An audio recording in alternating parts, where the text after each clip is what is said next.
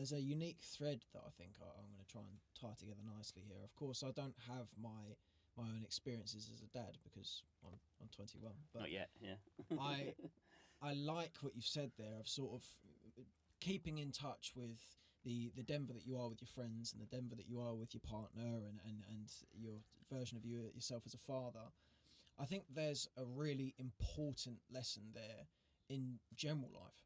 I think a lot of people will lose that touch. Specifically, I mean, the only real bearing I have in terms of understanding here is work, where it's like you'll put yourself towards the version of you that is working on the craft, and you forget about the other versions of you that need to be satiated with going out for a drink or going to the gym or whatever it is.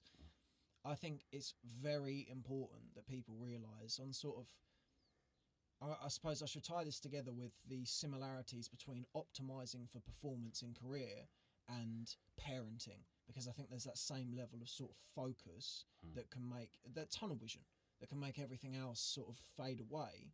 I think it's very important that people are aware of the fact that you should go out and do things because you just want to.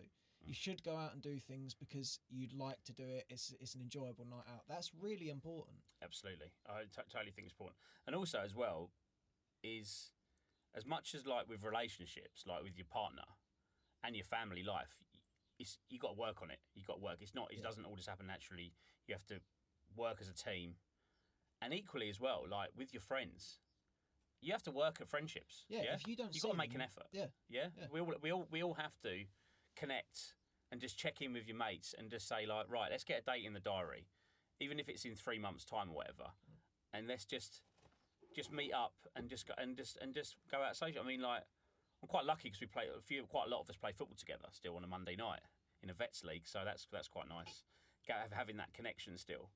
But we're always on it. The boys are always on it, and I'm quite fortunate. We've been friends for over 30 years. Nice. All my mates. Do you know what I mean? It's, and I know, like I touched on, not everyone's fortunate enough to have that. But you got to work at that. That's something we've worked on to keep it like that by checking in, making sure everyone's like organising stuff in the future. Weekends away, nights out, and stuff like that. And we don't do it to the same, go out as much as we used to. We might only meet up probably 2 or 3 times a year now, but we still do it. Yeah. We still want to do it. Yeah.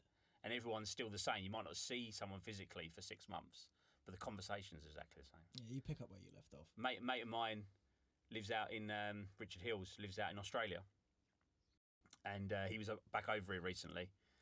And I only managed to catch up with him for a very, very brief period for about an hour or so, but just because timings weren't working out. But we made a point, met up and had a drink. And the conversation's exactly the same. Do you know what I mean? And I haven't seen him for years. Yeah. But because they're your friends, you just fall back into the same. It's chemistry. It's chemistry, and and that's what friendship is, isn't it? Christopher Hitchens has a lovely quote on this: "Of you can't make old friends."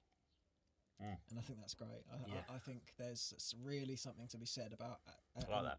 And it's nice. It's nice because there is something to be said there that the connection and the chemistry and the love essentially that you've got for someone who you've known for 30 years is so palpable and so important. And you're right, you can't. I think relationships are quite a consistently sort of tarnished thing where we sort of assume that because we have it, we'll keep it. And it's not the case. Unfortunately, if you don't put yourself out and provide some effort towards the relationship, you probably won't keep it. No. And I think that's not to sort of scaremonger anyone. That's the total opposite, in fact. It's to promote that if you've got a relationship that you're happy with or you've got friends that you're happy with, then be there. Be a part of that because you will keep that so long as you choose to. Yeah. And I think that's quite a consistently sort of just taken for granted, I think, is the best way to put it. I think people don't sort of realise how important those things are. And I suppose this ties in very nicely with the sort of the quest of a father is you need those spaces, particularly, I would wage, when you're growing together as fathers. You've come from an 18-year-old and you've seen each other work through that. Yeah. There must be something to that. Absolutely, yeah. We see that a lot at Dad's Place. You know, we're with guys coming together and on the same path. You know, like that, and it's quite a special moment as well, really. Especially if they've known each other for a long period of time, and then they're becoming fathers together. It's quite a special thing. Yeah. There was a statistic actually that I wanted to run by you. I'm sure I said it to you on the phone. Of 81% of freshmen, which for the English watching is about sort of 13 to 17, thought that financial prosperity was more important than family or profundity, I suppose. How does that make you feel?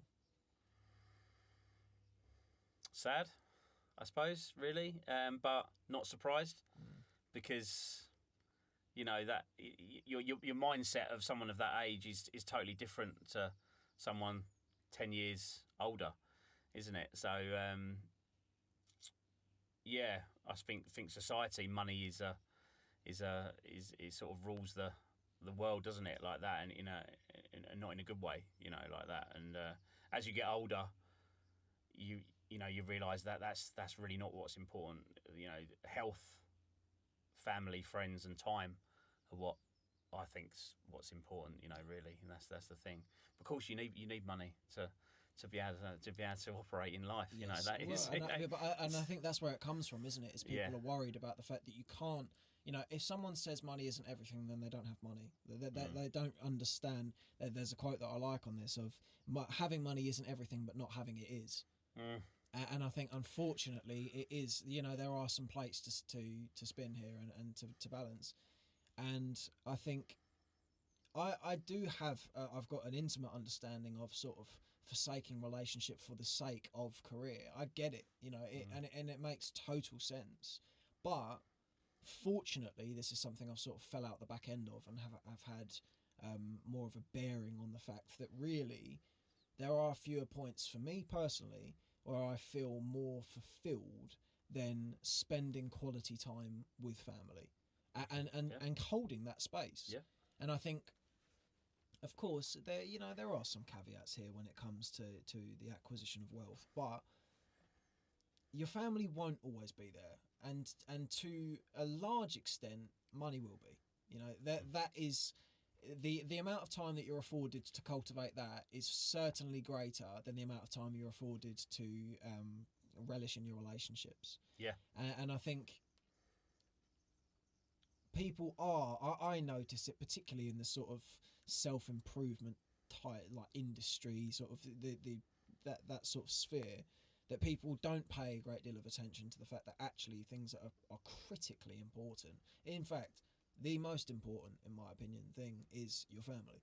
It is. We are a social creature. We're a tribal creature, and within that, family is our thing. It is what we're for. Yeah.